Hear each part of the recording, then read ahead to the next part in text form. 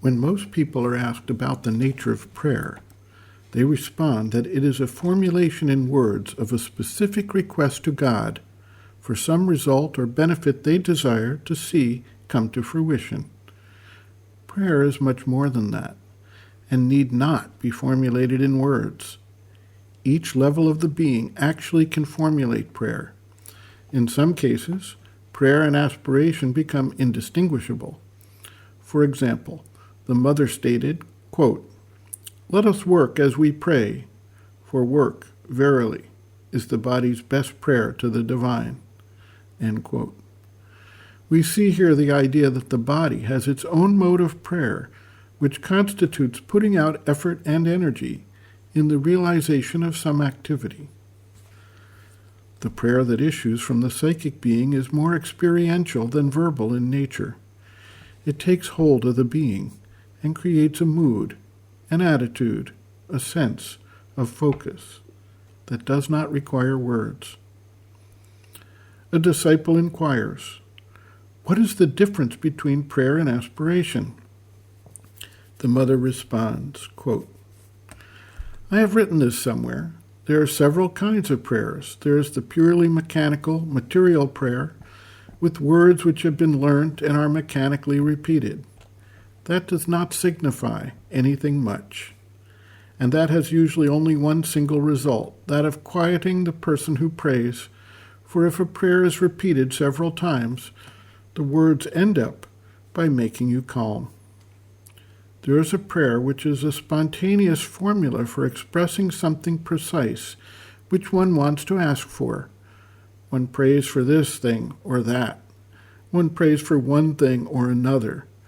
One can pray for somebody, for a circumstance, for oneself.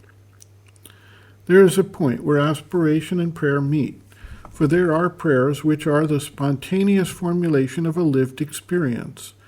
These spring up already from within the being, like something that's the expression of a profound experience, and which offers thanksgiving for that experience, or asks its continuation, or asks for its explanation also. And that indeed is quite close to aspiration. But aspiration is not necessarily formulated in words. Or if it is formulated in words, it is almost a movement of invocation. You aspire for a certain state.